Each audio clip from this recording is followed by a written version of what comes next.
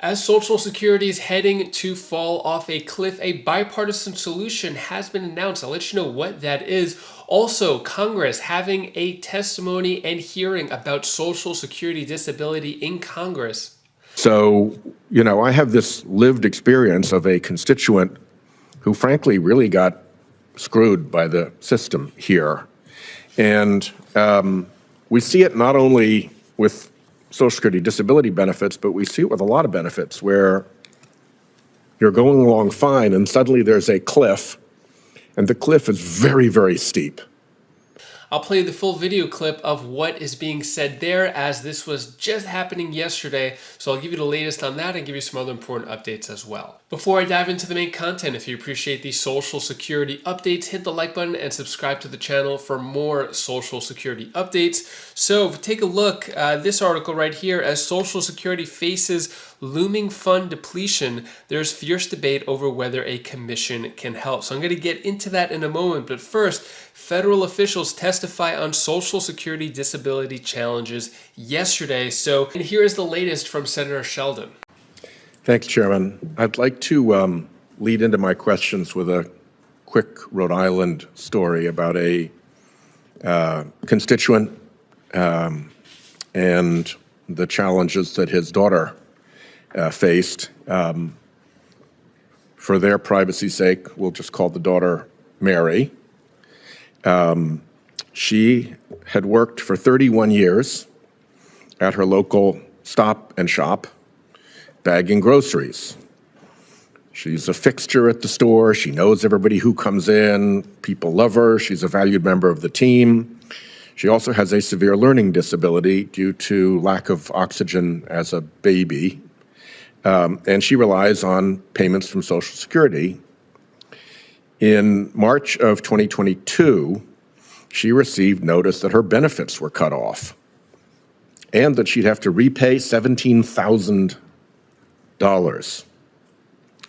You'll remember that that was a time when people were having trouble coming to work and staff were missing shifts or calling in sick. And there was Mary, always eager to help, to pick up some extra hours to help the team through. And because of that, she inadvertently went over her maximum allowable level with no notion that that had happened.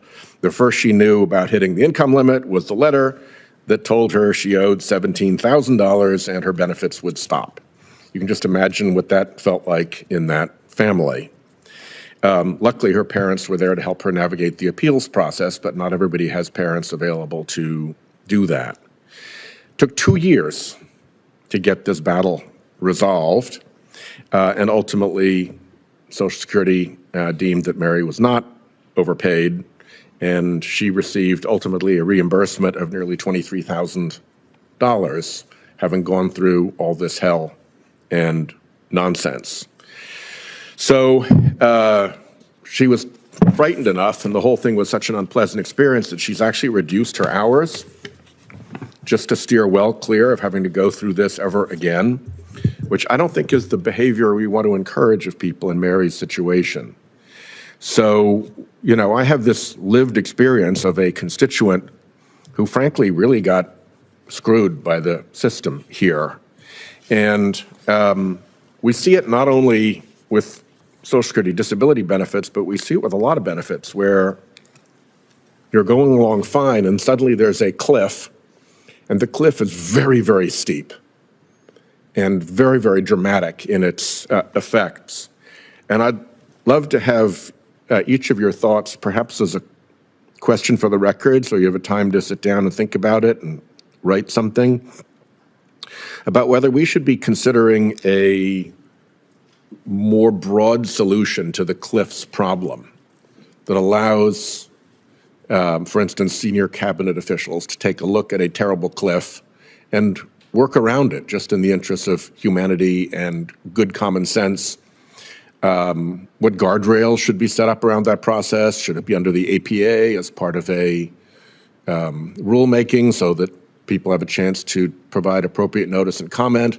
But over and over and over again, I see people innocently slamming into the cliffs problem and unintended and unfair damage being created in their lives. And I'd also, I guess, Ms. Zuleger, if you wouldn't mind commenting on the extent, she didn't appear to have hit the asset limit problem, although that's a pretty easy one to hit at $2,000. Even a clunker gets you over $2,000. I'm a supporter of Senator Brown and Cassidy's hike of that to 10,000 for individuals and 20 for married couples. But I assume that you would see that as a similar problem that we should also try to find a solution for.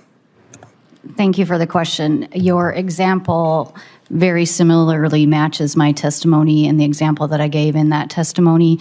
And it does sound like, without having the details, that individual is probably on SSDI, where the cliff exists, because SSI doesn't have that same cliff drop off that we could term it. Yeah, it was SSDI. Yeah.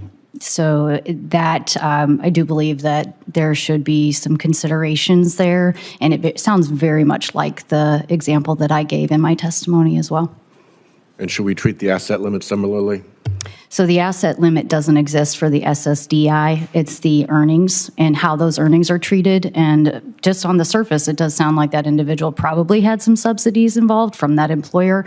And I hope that that's what, once those subsidies were developed, that may be why it was determined that she was eligible in the end. The example that I gave did indicate that sometimes we have a very hard time getting proof of subsidies from employers, and we can't make assumptions. We have to have the proof because we don't have any sort of medical background, and so we have to have proof from employers that subsidies exist.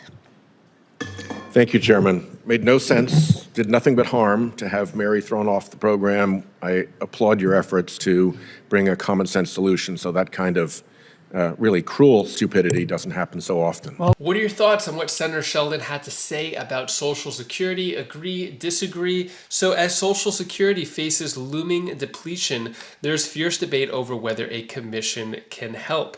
So while Congress seems to be at a standstill, some say a bipartisan commission is the answer. As if we scroll down a bit, we could see that the last major change and reform to Social Security was in 1983 by Ronald Reagan. So this was the Social Security Act amendment signed into law April 20th, 1983. It's about 40 years since any action or major reform has been done. So when it comes to Social Security reform, we are way behind. There needs to be a lot more done. So what they're saying is that a bipartisan commission could be the solution, because as I've mentioned, there's been dozens of bills for Social Security in Congress, but yet no votes.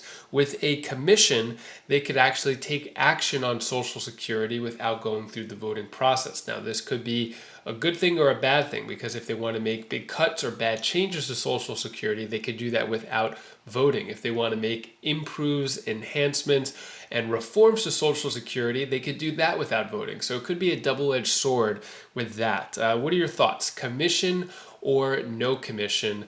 Either way, there needs to be some type of action when it comes to Social Security. And that is all the news that I have for you today to hopefully brighten your day a bit. Here's my daughter Bella's tip of the day. Hi guys, this is Bella. This is the tip of the day, and I am going to be telling you that you always need to have fun at the playground or at anything. You need to have fun with yourself and enjoy yourself how you are right now, because the day after, it won't be around. So you have to enjoy the day first. Bye! If you want to see the latest of the $600 checks that were supposed to come in by June, and the SSA has made an announcement about that, also the latest TV interview from Representative Larson, got all that in this video right over here. So click that video now and I'll see you in that video. Take care, be safe. Thank you for watching.